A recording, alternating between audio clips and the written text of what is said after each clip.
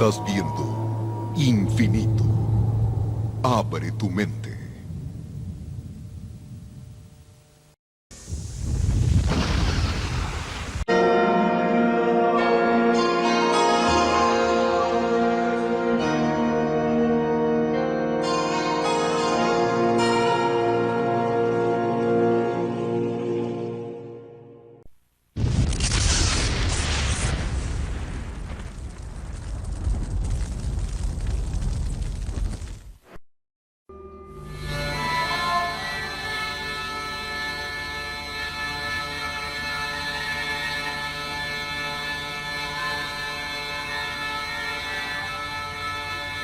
El secreto mortal de los templarios.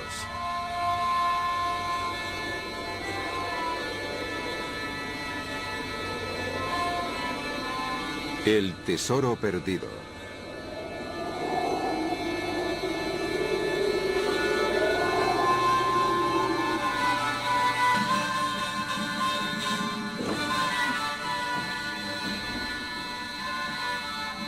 Acompáñenme.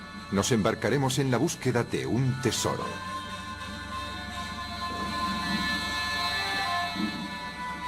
Un tesoro enterrado, sociedades secretas, magia, misterio.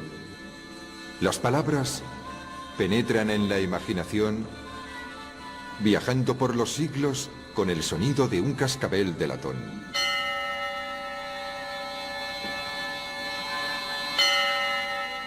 La historia que les vamos a contar las incluye a todas y también a otras.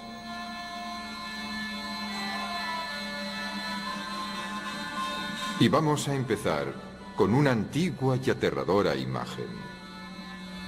La del diablo. Descubriremos que en esta historia nada es tan simple como parece. El diablo demostrará ser algo más que una idea religiosa, más que una aterradora fuerza maligna. En nuestra historia, el diablo demostrará ser un puntero en direcciones inesperadas. Antes de terminar nuestra investigación, nos conducirá hasta el destello del oro y a la esencia del misterio. Y más. Descubriremos que incluso hoy tiene algo sobrecogedor que mostrarnos. El diablo será nuestro guía en uno de los más increíbles misterios de nuestro tiempo.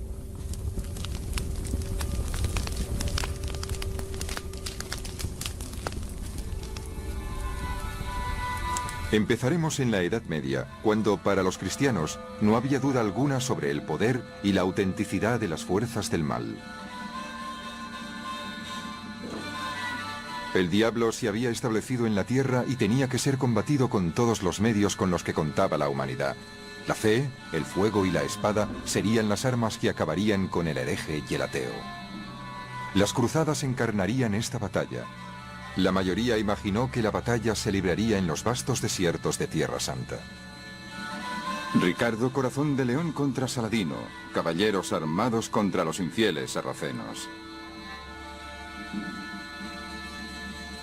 Pero Tierra Santa no era más que un rincón de un gran triángulo bélico. Al norte, las hordas paganas cruzaban el mar Báltico. Y de hecho, el Papa decidió que luchar contra los infieles del norte era tan válido como las batallas en Jerusalén. En el lejano suroeste encontramos otra frontera de las tierras cristianas, los Pirineos. Al otro lado, la temible amenaza de los moros. Este gran triángulo, que establece los límites de la cristiandad, tiene en sus límites tres lugares que descubrirán ser muy significativos en nuestra historia.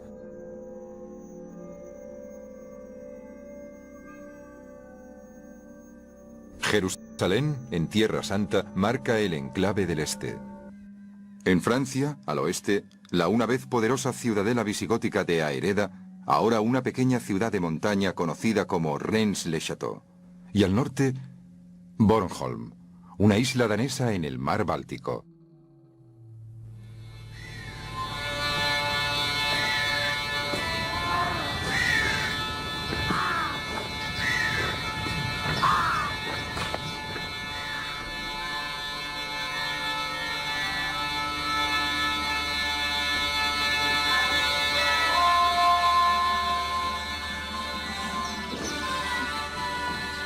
A principios de la Edad Media, en la época de las Cruzadas, Bornholm tenía ya una larga historia.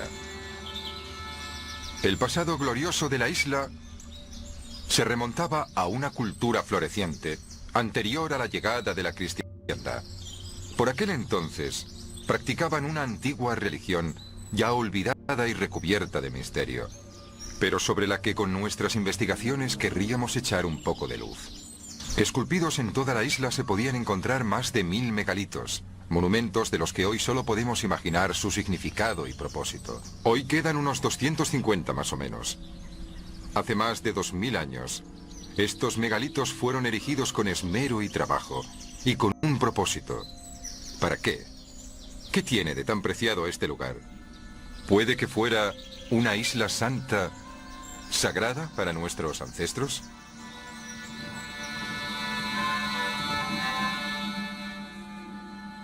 Desde el año 1200 fueron varias las flotas cruzadas que partieron de Lübeck, organizadas por el rey danés Valdemar II. Y para estas flotas, Bornholm tenía una situación privilegiada como base estratégica y de suministros. Esta era la situación cuando una de las más misteriosas y renovadas organizaciones de la Edad Media se movía por toda Europa y Oriente Medio. Los Caballeros Templarios, una orden de monjes guerreros. Y también fue en este período cuando se construyeron las iglesias de Bornholm.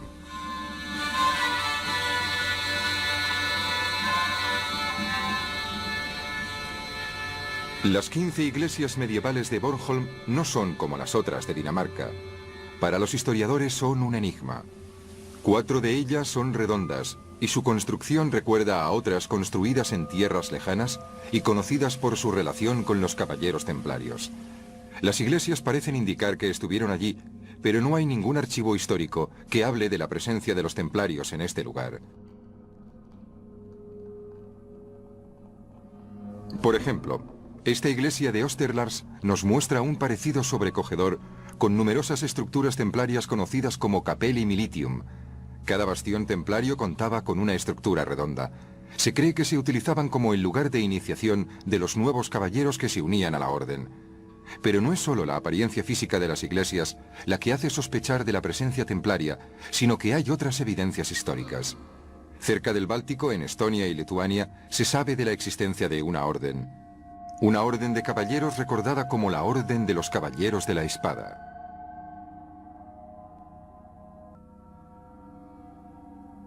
Los caballeros de la espada compartían las reglas templarias y parece que podrían ser calificados como una estirpe de los templarios establecida en el norte y muy comprometida con las cruzadas en la costa este del Báltico. Antes de terminar nuestra investigación descubriremos que las iglesias de Bornholm ocultan un extraordinario secreto. Solo puedo adelantarles algo: la geometría de su construcción. Son circulares, y además todas ellas cuentan con una torre cuadrada.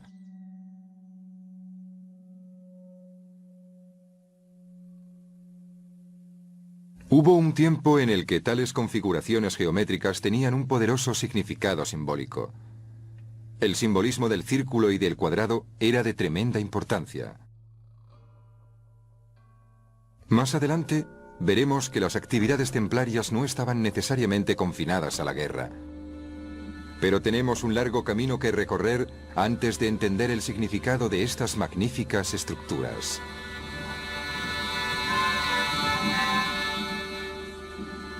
Ya que estamos empezando la investigación y los templarios son tan importantes, conoceremos algo más de su historia. En 1099, Jerusalén fue al fin recuperada de manos de los sacrílegos sarracenos.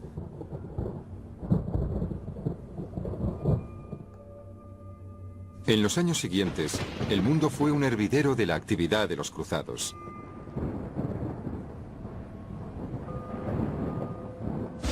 En 1118, más o menos, 9 caballeros franceses se presentaron ante el rey de Jerusalén. Deseaban, según parece, dedicar sus esfuerzos a proteger los caminos que llevaban a Tierra Santa, para velar por la seguridad de aquellos peregrinos que viajaban en grupos para visitar los lugares donde el Salvador había vivido durante su estancia en la tierra. Y así fue como los caballeros templarios entraron en las páginas de la historia. Y conforme fueron pasando los años, la orden se extendió por toda Europa, amasando una inmensa fortuna. Pero su final, en 1307, encierra aún un misterio mayor. Nadie niega que durante los 2 siglos de su existencia, los valientes templarios lucharon y murieron por Cristo, y en nombre de su iglesia, y que todos ellos acabaron entre llamas, siendo acusados de herejía. Negaron a Cristo y renegaron de la cruz, o eso dijeron sus acusadores. Hay otro misterio que rodea su inmensa fortuna. ¿Qué ocurrió con el tesoro de los templarios cuando la orden fue eliminada a principios del siglo XIV? Esta es una cuestión que examinaremos con detenimiento. A finales del siglo XIII, Tierra Santa se había perdido hacía tiempo, y los templarios soñaban con fundar un estado autónomo propio, aquí, en el Languedoc.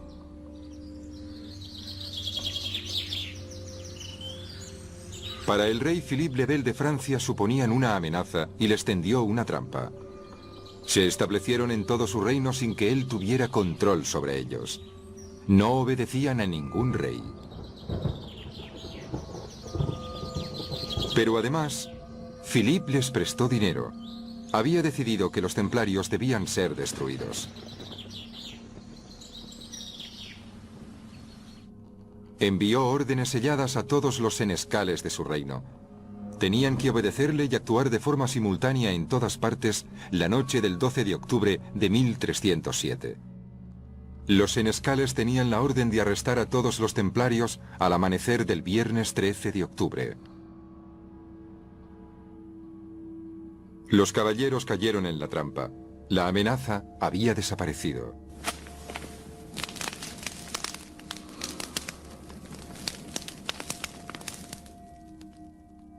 Pero el rey esperaba algo más de ellos.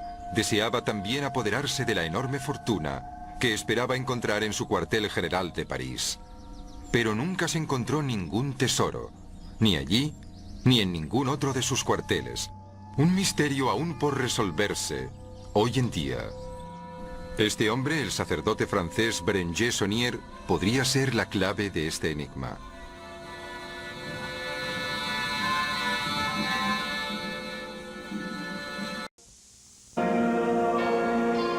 Regresaremos con más Infinito Místico.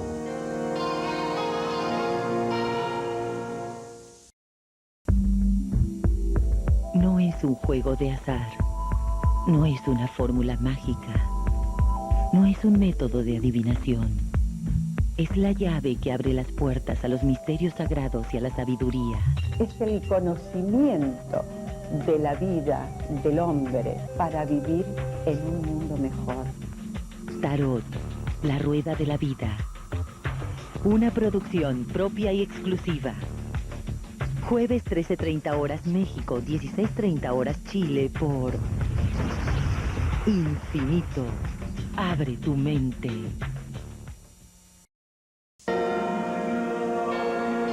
Continuamos con Infinito Místico.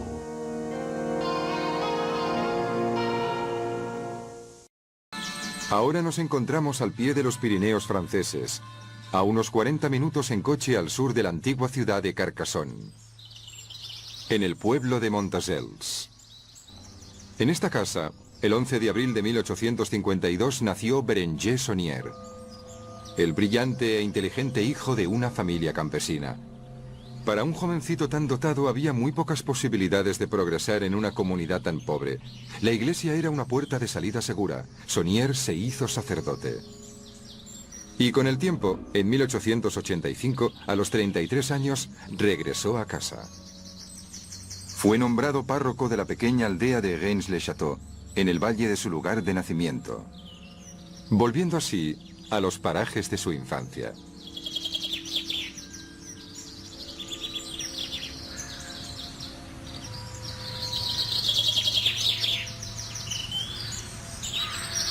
La vida en esta zona campesina era dura, tanto para el párroco como para sus feligreses. Para ellos lo era todo, pero no tenía ni un franco. Más tarde, en 1891, tras 5 años de penurias, algo sucedió. La iglesia de Sonier estaba en un estado ruinoso. Con la ayuda de una pequeña suma de los fondos del pueblo, hizo la mayoría de las reparaciones. El ara del altar estaba rota y a punto de desmoronarse. Cuando Sonier la movió, descubrió que uno de los pilares que la soportaban estaba hueco. Ahora se encuentra en el lugar en el que Sonier la puso, en un pequeño jardín coronado por una estatua de la Virgen. Por lo que parece, esta piedra hueca era la clave de un tesoro, ya que durante sus últimos 25 años, Sonier gastó el dinero como si sus recursos fueran ilimitados. Así pues, ¿qué escondía el pilar? Aparentemente documentos, pergaminos. En principio, documentos inocentes, pasajes de las escrituras en latín, fáciles de leer para un sacerdote católico como Sonier. Pero ocultos en los textos sagrados hay mensajes secretos. Si se observan atentamente, se puede ver que algunas letras sobresalen de las líneas de escritura. Estas letras diferenciadas conforman un mensaje, y el mensaje no está escrito en latín, sino en francés.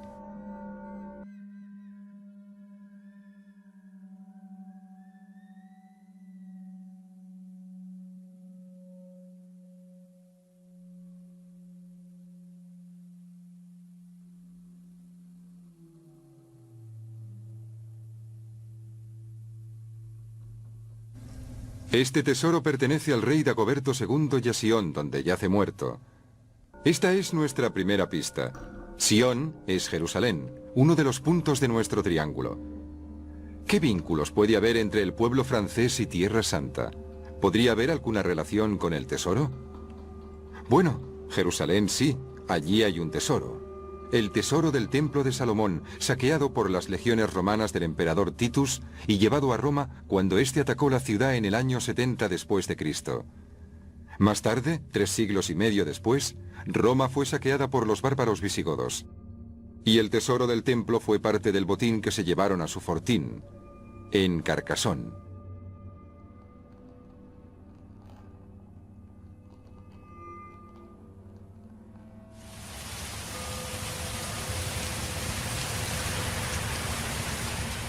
Tan solo un siglo más tarde, la propia Carcassonne fue asediada y parece que el viaje del tesoro de Jerusalén llega a su fin. Aunque a unos 40 kilómetros al sur de Carcassonne, contaban con otro poderoso fortín visigótico, el fortín de Aereda. Puede que el tesoro del templo fuese llevado hasta allí cuando Carcassonne fue asediada. Una posibilidad fascinante. El que una vez fue el destacado fortín de 40.000 habitantes, es ahora la bonita y deliciosa aldea de Reims-le-Château, el pueblo de Sonier. ¿Hemos encontrado algo que explicase la inmensa fortuna del sacerdote? ¿Podría ser el tesoro del templo de Salomón? Quizá. Pero el mensaje en clave no habla tan solo de Jerusalén. El tesoro pertenece a Sion y al rey Dagoberto II. ¿Y quién fue este Dagoberto? ¿Tuvo el tesoro? ¿Guardaba algún tipo de relación con Reims-le-Château? De nuevo, la respuesta es sí. Fue San Dagoberto, rey de los francos merovingios, casado con Giselle, sobrina del emperador de los visigodos. Cuando Dagoberto fue asesinado en el 679 después de Cristo, se cuenta que su hijo Sigebert fue llevado con la familia de su madre Giselle por cuestiones de seguridad.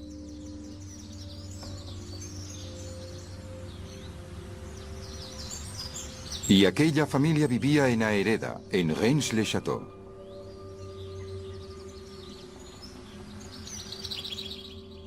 Este relieve parece explicar el rescate del joven Sigebert a lomos del caballo de un caballero.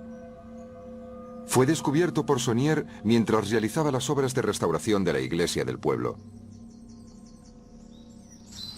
Así que Reims-le-Château está vinculado con el tesoro y este está relacionado con Jerusalén y el rey Dagoberto. ¿Qué más? Bien, Cuando Saunier descubrió su tesoro, fuera el que fuera, empezó a gastar enormes sumas de dinero. Se construyó una magnífica mansión, Villa Betania.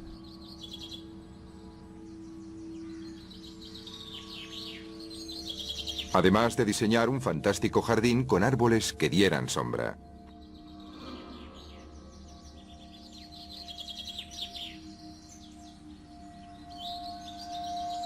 Después, casi en la montaña, construyó este torreón para cobijar su biblioteca. Se conoce con el nombre de la Tour Magdala, la Torre de Magdala. Ambos nombres asociados con la santa patrona del pueblo, a quien la iglesia de Saunier estaba dedicada. María Magdalena, María de Magdala, la ramera convertida, la que lavó los pies de Cristo en la casa de Lázaro en Betania.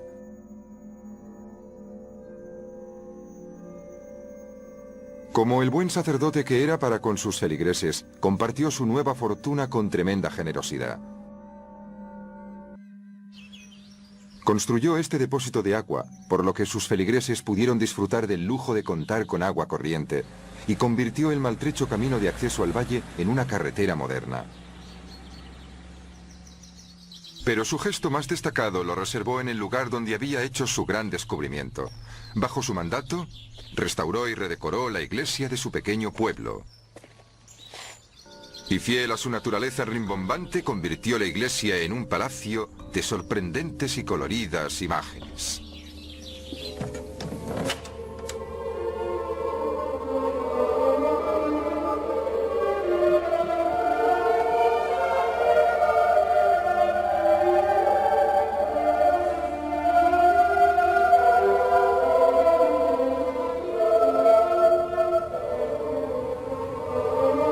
Algunos de los detalles son asombrosos, incluso pasmosos. ¿Quién, al entrar por la puerta de una iglesia, esperaría encontrarse con esto? No es solo un demonio. Es Asmodeus, el legendario guardián del tesoro de Salomón. Rex Mundi, rey y señor de la tierra. ¿Intentaba Saunier decirnos algo? La iglesia está llena de pistas, de insinuaciones, de mensajes secretos. Pero primero hay que tomar en consideración otras cosas. Saunier no solo dejó pistas, sino que parece que hubo cosas que también quiso ocultar. Con cuidado, quitó la inscripción que había sido grabada en esta lápida que una vez marcó la tumba de una gran dama del siglo XVIII de Reims-le-Château, la dama de Blanchefort. Y así, de repente, sutilmente, los templarios reaparecen en la historia. La dama de Blanchefort fue la última descendiente de Bertrand de Blanchefort, el cuarto gran maestro de los caballeros templarios. El gran maestro que, según dicen, construyó un mirador en la montaña que domina todo el valle, en la cima que todavía ostenta el nombre familiar, Blanchefort. Al sur, al otro lado del valle, encontramos un pico alto y destacable, el Pico de Vesoul. Y aquí también nos han dicho que Bertrand construyó una de las comandancias templarias. La orden templaria llegó a su fin cuando el rey Philippe de los Senescales se alzó contra ellos en 1307. Todos sus fortines fueron asaltados por sorpresa, todos cayeron en manos del rey, pero este no. Vesoul soportó la embestida real. ¿Escaparon los templarios de Vesoul porque fueron advertidos? Y si fue así, ¿por quién? Una pista nos conduce al comandante de este lugar, a Seigneur de God, y al Papa, el cómplice del rey que tras su elección tomó el nombre de Clemente V y cuyo nombre real era Bertrand de God. ¿Podría ser que la familia God fuera avisada por su pariente el Papa? ¿O pudo tratarse de otra cosa?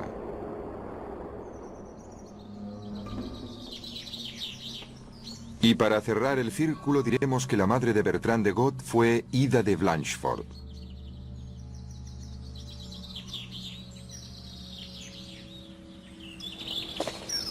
¿Secretos de familia? ¿Secretos papales? No importa la pista que sigamos, siempre volvemos al mismo punto, a Reims-le-Château.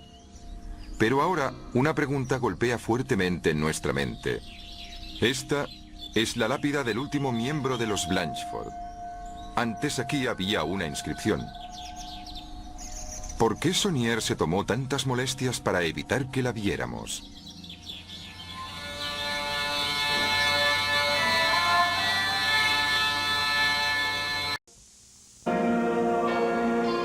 Regresaremos con más Infinito Místico.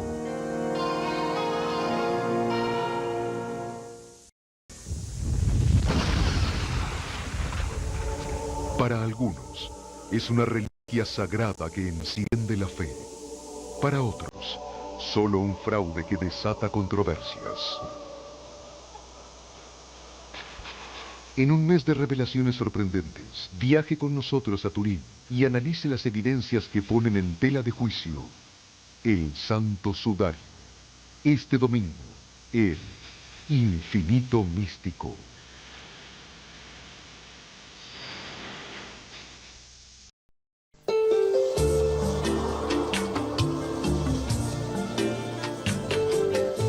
Estás viendo Infinito. Abre tu mente. Continuamos con Infinito Místico.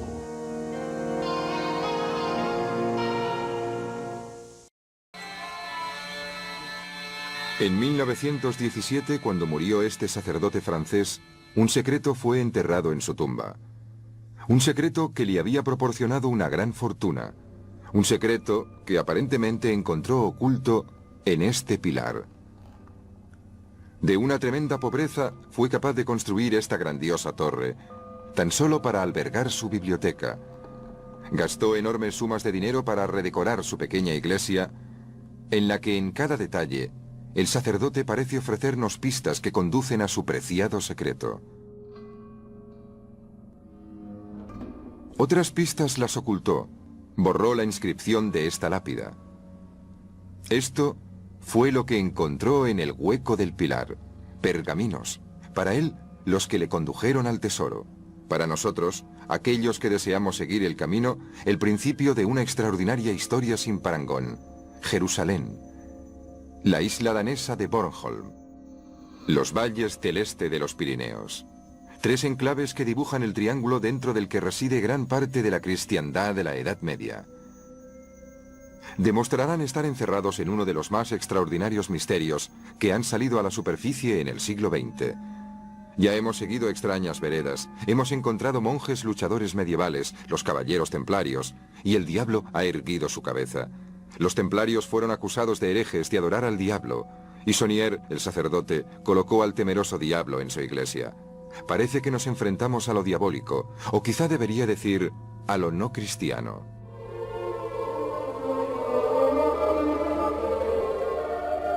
Estamos en el Languedoc, el corazón de la herejía medieval, donde la Iglesia romana desplegó toda su ferocidad en una cruzada que terminó aquí, en Montsegur, en 1244. Aquellos herejes fueron los cátaros, los albigenses. Como los templarios, los cátaros también fueron acusados de negar a Cristo crucificado y de adorar al diablo.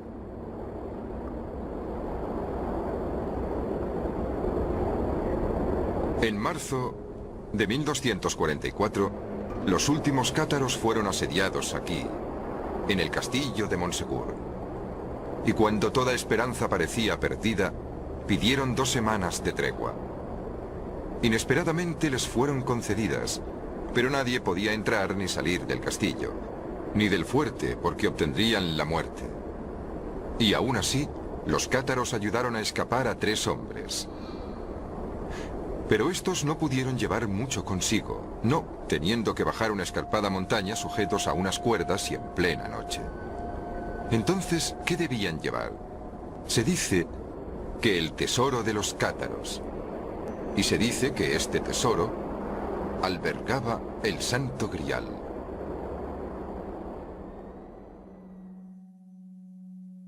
Los cátaros sostenían que Dios no era el creador omnipotente de todas las cosas. Creían que el universo físico había sido creado por un dios de maldad, Rex Mundi, el señor de la tierra, cuya imagen Sonier hizo esculpir en su iglesia.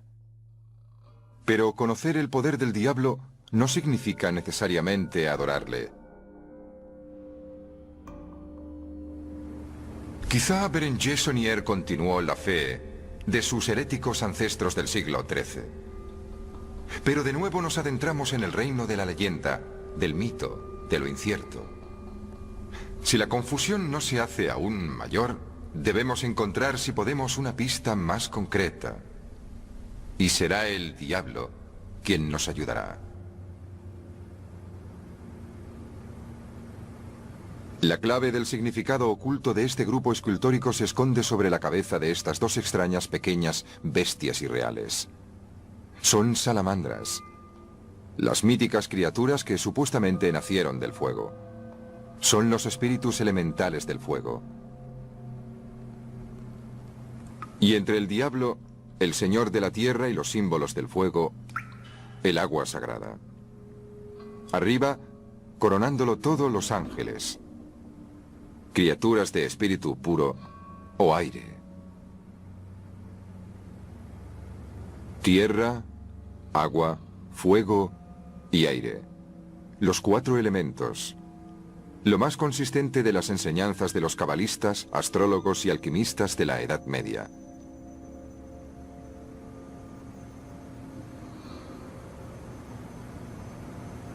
Pero ¿por qué Sonier, un sacerdote del siglo XX, nos invita a que visitemos esta curiosa pieza de pensamiento medieval? ¿Está intentando distraernos, haciéndonos creer que su fortuna es fruto de la alquimia? Para la mayoría de nosotros, la alquimia no es más que una extraña creencia que decía que era posible convertir los metales base en oro. La auténtica búsqueda de la alquimia era encontrar la forma de convertir al hombre en espíritu puro, un concepto religioso, y como tal, una forma de entender el punto de vista sobre el mundo del adepto que requiere nuestra atención.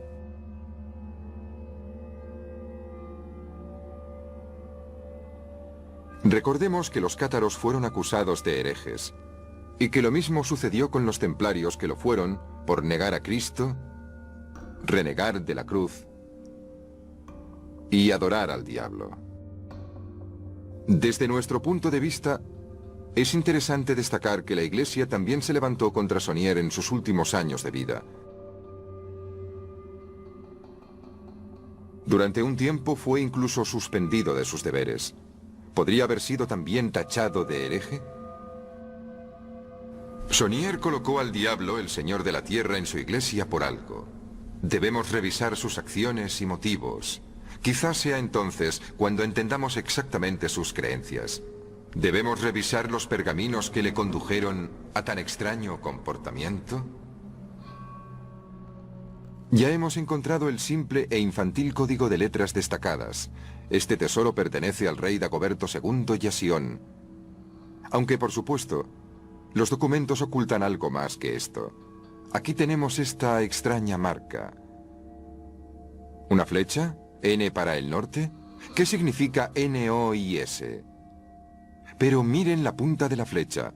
Es una A al revés. Si le damos la vuelta, leemos S-I-O-N. Sion, Jerusalén. Observen estas pequeñas letras. Son 8, y con ellas se deletrea Rex Mundi, el diablo, el señor de la tierra. ¿Qué más?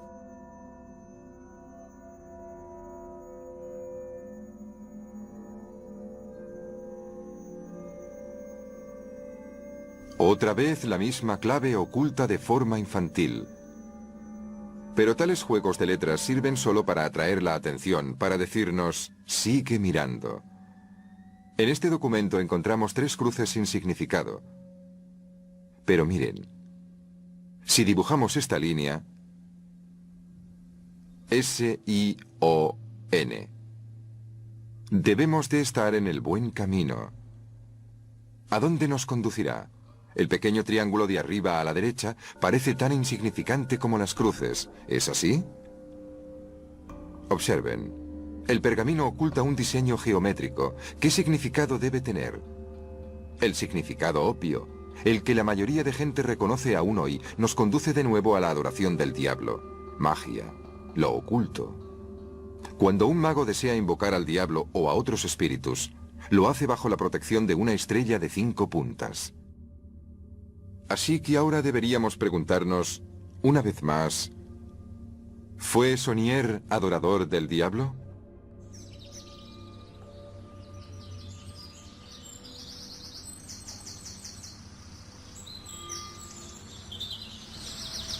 Cuando Sonier construyó la torre de su biblioteca, la llamó la Tour de Magdala, la Torre de Magdala. Con ello nos muestra la importancia que tenía para él Santa María de Magdala, María Magdalena, a quien su iglesia está dedicada. Para los estudiantes de lo oculto, para los astrólogos, alquimistas e iniciados, María Magdalena era la médium de una revelación secreta. Fue la primera en proclamar la resurrección de Cristo, y por ello tuvo reservado un lugar especial para los iniciados en lo oculto. Acordaron otorgarle un símbolo especial en el cielo, y ese símbolo fue el planeta Venus. Para nuestros ancestros el mundo era un lugar muy diferente. Para ellos, por ejemplo, la Tierra era el centro del universo. Observando los planetas girando en el cielo, se dieron cuenta de que había momentos en los que la Tierra, el Sol y un planeta se alineaban perfectamente, y que estos alineamientos podían predecirse y constatarse. Cada planeta tenía un comportamiento único. Por ejemplo, Mercurio se alinea 3 veces en su órbita formando un triángulo irregular.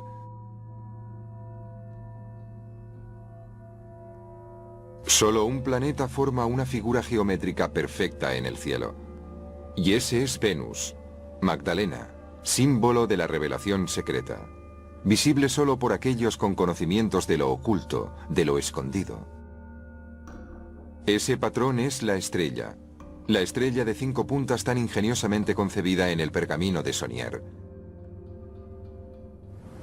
Venus, la estrella, la Magdalena, la patrona del tesoro del pueblo.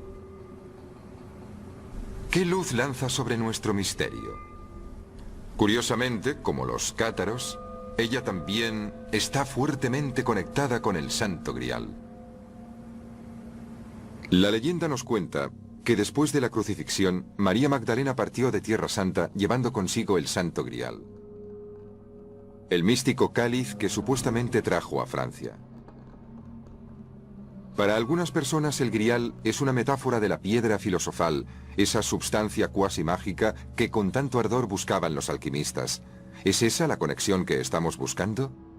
Quizá.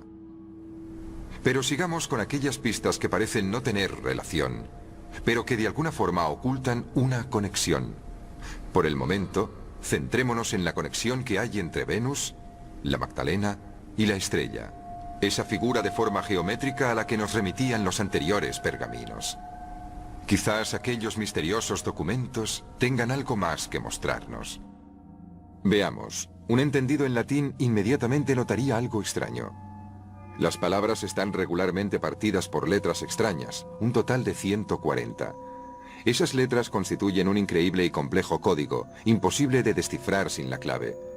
Afortunadamente, la clave ha sobrevivido y podemos desvelar el mensaje.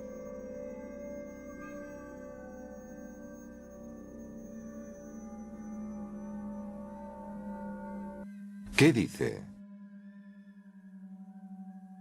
Berger, pas de tentation, que posant tenir gardant le clef, passe 680 ans, par la croix et ce cheval de Dieu, je chef ces démons de gardien, à midi pomme bleue.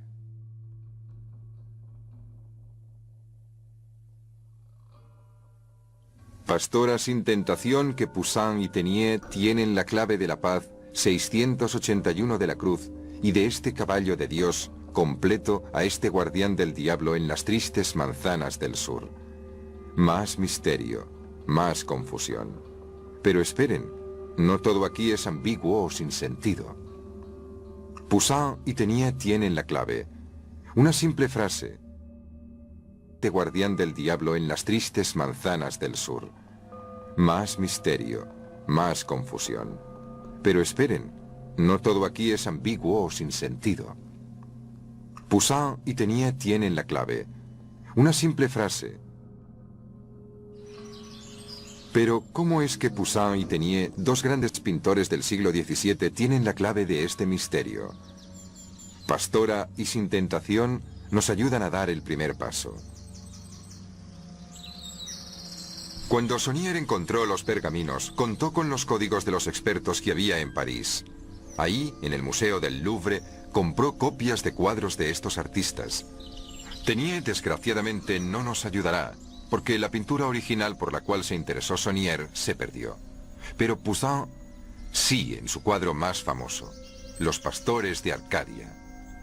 Aquí tenemos a la pastora, en compañía de otros 3 pastores.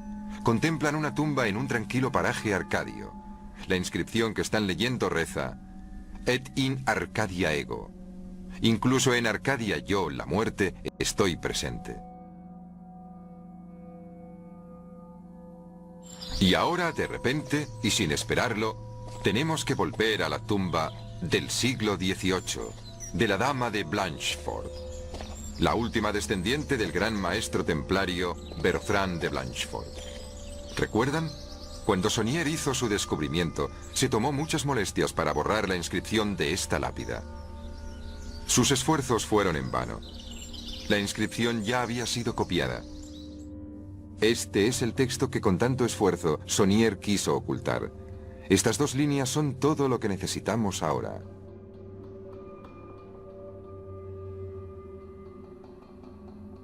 Simplemente debemos cambiar las letras del alfabeto griego al romano. Y podemos leer: Et in Arcadia ego. La frase escrita en la tumba de la pintura de Poussin que Saunier no quería que viéramos. ¿Por qué no? Los expertos en arte han insistido siempre en que esta pintura retrata una tumba y un paraje imaginarios. Pero están equivocados. Si echamos un vistazo a la aldea de Saunier, encontramos esto, o lo encontrábamos. La estructura fue destruida en 1988. Pero a pesar de su destrucción, nada nos puede alterar el resto del decorado. Y aquí, sin imaginaciones, sino de forma real, está el paraje que Poussin pintó. Esta es la ladera de la montaña de Cardou. Esta es la cima del Blanchefort y esto es Rennes-le-Château. ¿Por qué Poussin pintó precisamente el paisaje de esta zona? ¿Sabía algo del secreto de Rennes-le-Château? Parece que podría haberlo sabido. También él utilizó su destreza para ocultar la misma imagen impactante oculta en el pergamino. La imagen que refleja los movimientos del planeta Venus, Magdalena. Con gran cuidado y precisión, elaboró su diseño de forma que el centro de la estrella pareciera que irradia de la mente de la pastora. Fíjense qué rastro tan curioso estamos siguiendo. Siempre acabamos fijándonos en el símbolo místico y en Rennes-le-Château. ¿Pero qué clase de secreto es este? ¿Hay alguna prueba que demuestre que Poussin lo conocía? En abril de 1656, Poussin recibió la visita de un sacerdote francés. Se trataba del abad Louis Fouquet, hermano de Nicolas Fouquet, superintendente de finanzas de la corte de Luis XIV. El abad Fouquet escribió entonces una carta a su hermano, el ministro del rey, y en ella decía: el señor Poussin y yo hemos discutido ciertas cosas que te darán ciertas ventajas, ya que ni el mismo rey conseguiría arrancarle, y las cuales es posible que nadie más descubra en los siglos que han de venir. Así que Poussin poseía un secreto que ni el mismo rey conseguiría arrancarle. Presumiblemente, Nicolas Fouquet, a su vez, conocía el secreto. Después, en el esplendor de su carrera, cuando ya tenía una fortuna que le permitía incluso rivalizar con la que tenía el rey, Fouquet fue de repente arrestado. Se pasó los últimos 20 años de su vida en prisión.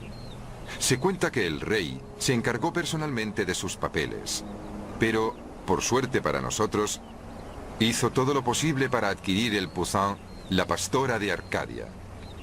Un cuadro que no exhibió públicamente y que guardó bajo llave en Le Petit Appartement du Roi. Oculto, en secreto.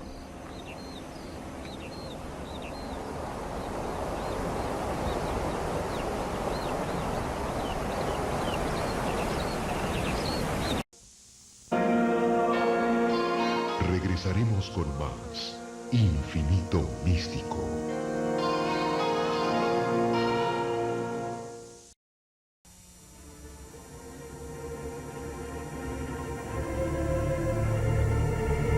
Se expresan de diferentes maneras y sin embargo todos dicen lo mismo.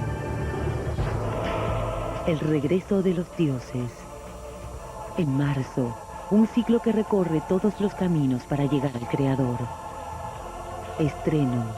En esta emisión, las religiones del mundo. Martes 21 horas México, jueves 4:20 horas Chile por Infinito. Abre tu mente.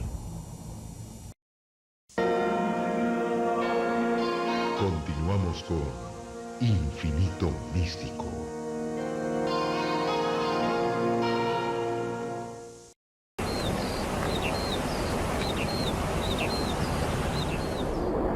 Dagoberto, Sion, los Templarios, el Papa, Poussin, Fouquet y ahora el Rey. Y sin duda, Saunier. ¿Qué secreto se guarda tan sutilmente a través de los siglos? Siempre guardado en secreto, oculto, sin revelar, sin ser descifrado, guardado siempre como información privilegiada. Curiosamente, los pergaminos ocultan un secreto semejante. Este pasaje de la Biblia nos dice que Jesús y los discípulos andaban por los campos, algo inocente, pero observen que las dos últimas palabras están separadas, solis sacerdotibus. Y encima de estas palabras otras dos que sorprenderían a un experto en latín. No pertenecen al texto bíblico, ni siquiera están escritas en latín. Redis blé. Blé es francés, significa maíz. El lenguaje informal se utiliza a veces en argot para hablar de dinero, de oro, de tesoro. Y redis es otro de los nombres de Aereda, de Reims-le-Château. Redis blé solis sacerdotibus. El maíz de Redis Aereda es solo para el sacerdote. O el tesoro de Reims-le-Château es solo para aquellos iniciados. Solis sacerdotibus. Solo para los iniciados. Esto empieza a parecer el escenario de una sociedad secreta. ¿Pero tal cosa existe realmente? Todos hemos oído hablar de los francmasones y de los misteriosos rosacruces de principios del siglo XVII, pero si una sociedad fuera realmente secreta, ¿habríamos oído hablar de ella? En los pergaminos aparecen estas dos letras crípticas, PS. En la tumba, PS. Ahora observen esto.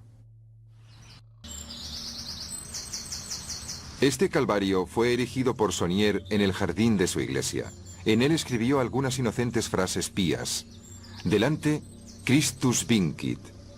Cristo vence. En los laterales, Christus imperat. Cristo gobierna. Christus regnat. Cristo reina.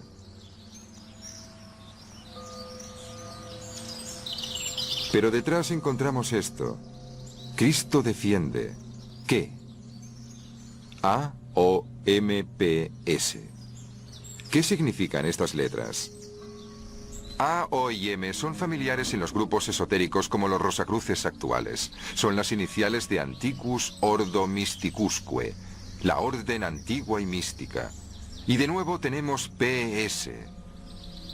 ¿Qué orden antigua y mística es esta? En los archivos de la Bibliothèque Nationale de París ha aparecido este extraordinario documento. En él, una lista de nombres, algunos famosos, muchos oscuros, nombres tales como Leonardo da Vinci e Isaac Newton, el famoso científico inglés del siglo XVII. Y también Nicolas Flamel, el más renombrado alquimista de la Edad Media. Y lo más sorprendente de todo, los últimos tres nombres, Victor Hugo, Claude Debussy y Jean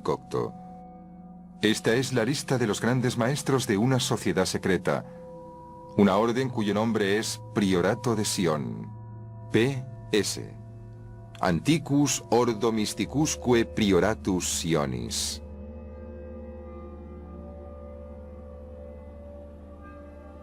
Este tesoro pertenece a Dagoberto II y a Sion. Quizá Sion no se refiera después de todo a Jerusalén, sino a este misterioso Priorato de Sion. Y según este documento, el Priorato de Sion es el auténtico y original fundador de los Caballeros Templarios. Las pistas de nuestro misterio aparentemente tan alejadas empiezan a encajar. Pero esperen. La gente podría decir algo sobre eso. Los documentos tienen conexión. Pero ¿no sería este el tipo de lista que una sociedad secreta podría inventar con el fin de darse una importancia ilustre? ¿O podría ser genuino este documento? Pruebas de la existencia de un cuerpo cognitivo que ha sobrevivido a lo largo de los siglos. Conocimientos que nunca se han revelado. Una auténtica sociedad secreta.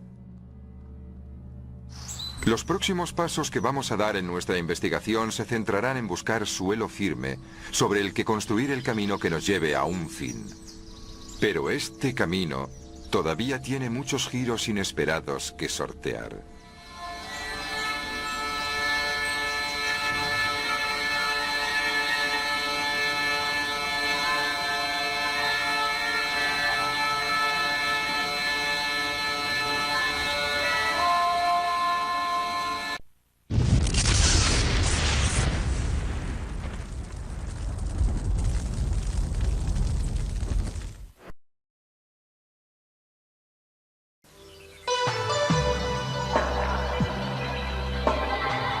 Usted está viendo Infinito.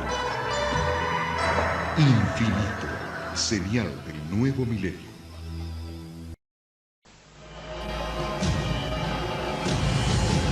Cada minuto, de cada hora, de cada día, ocurren eventos inexplicables. Incidentes, fenómenos, encuentros, ritos, experimentos. Cada día, cada hora, cada minuto, cada 60 segundos, se revela una vida llena de misterios. Ahora un canal trata de dar luz a todo. Un canal que indaga los misterios del universo. Un canal que se aventura en territorios desconocidos. Un canal que explora las preguntas que definen nuestra existencia. ¿Estamos solos en el universo? ¿Existe la vida después de la muerte? ¿Quién construyó las pirámides? ¿Se puede predecir el futuro? ¿Podemos mover objetos con nuestra mente? ¿Existe el infierno? ¿Se acabará el mundo en el año 2000? ¿Es la historia una gran mentira? Para cada pregunta hay una respuesta, pero ¿hasta dónde estamos dispuestos a llegar para encontrar la verdad? Desde Machu Picchu al Chupacabra, desde los aztecas al Zodíaco, desde los extraterrestres a los ángeles. Esto es Infinito, un viaje hacia lo desconocido, una exploración de lo inexplicable. Ningún lugar es muy remoto, ninguna pregunta muy extraña, ningún misterio está fuera de nuestros límites. Escuche lo inesperado, descubra lo oculto, experimente lo desconocido. Infinito, señal del nuevo milenio.